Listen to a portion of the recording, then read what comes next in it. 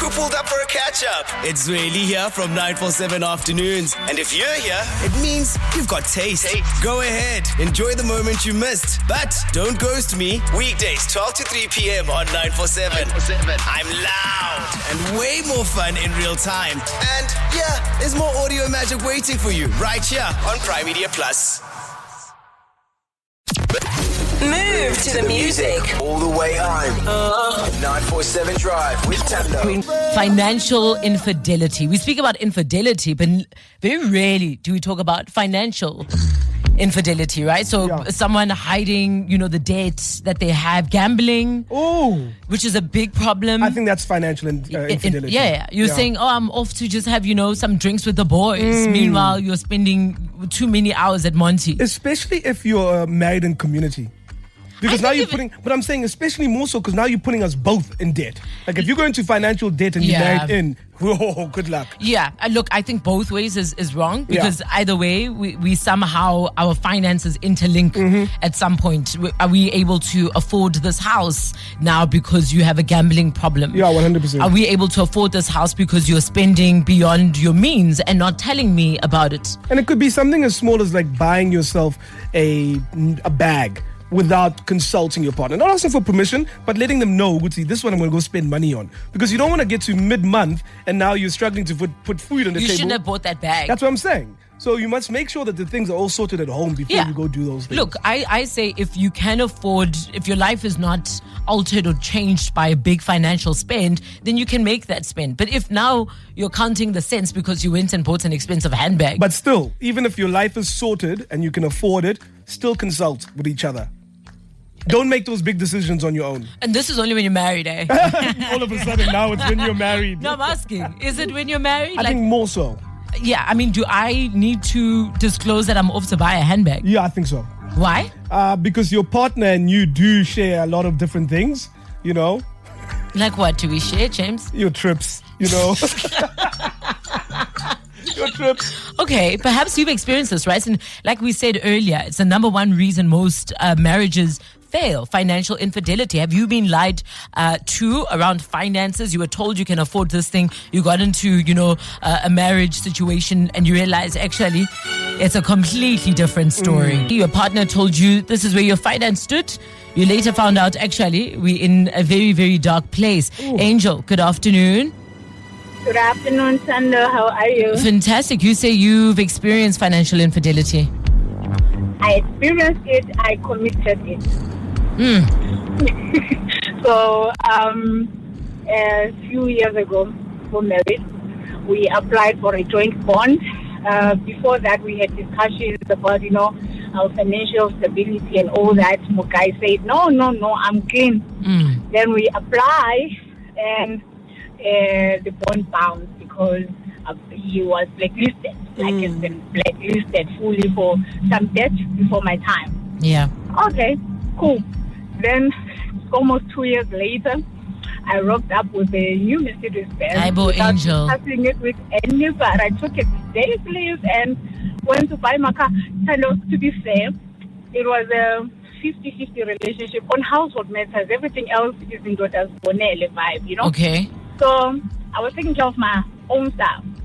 So I don't think I needed, input on which car, what to drive. But you guys are married, Angel. Like I was going to get a cent. Because here's the thing. He was doing his own thing. If you default on this new Mercedes-Benz, it will become his problem. Yeah, well, technically. But also, Angel, you were married, like Thando was saying. Why didn't you help him pay off that debt that was stopping you from getting a bond?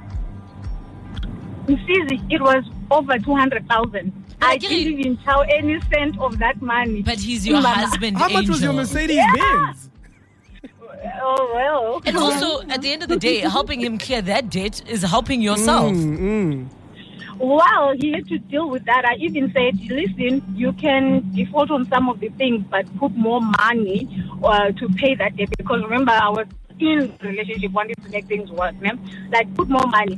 Only to find months later that is only paying 500 rand on a debt that is over 200,000. He was not serious himself. So how can I be serious about someone's debt when they're not serious?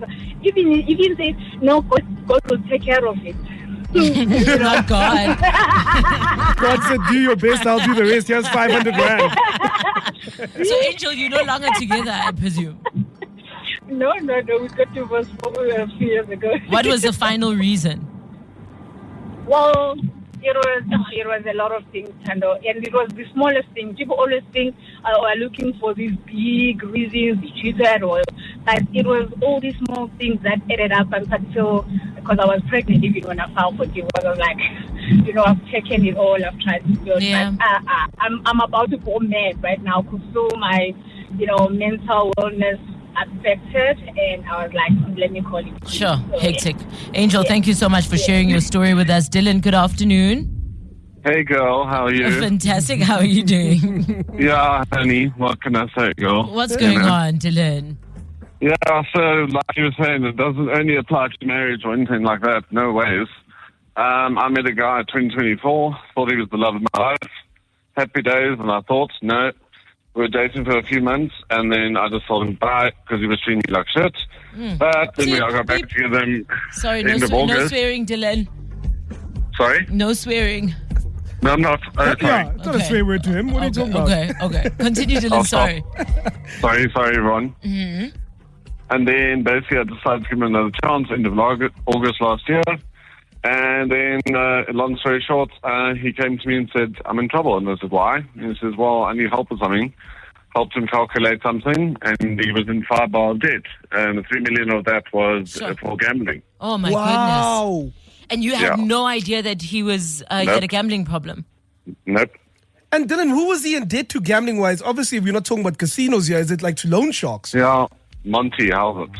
Wow. But how do you owe the casino? I think he just spent 3 million at Monty. Correct. How do you spend 3 million at Monty? Exactly. In call it 5 months. He's a high roller. He's in those high roller rooms where a hand is 50,000 rand a hand. Uh-huh. Yo. So it was cuck scary. And I mean, when he comes to you with that, obviously it's looking for assistance from his partner. Yes.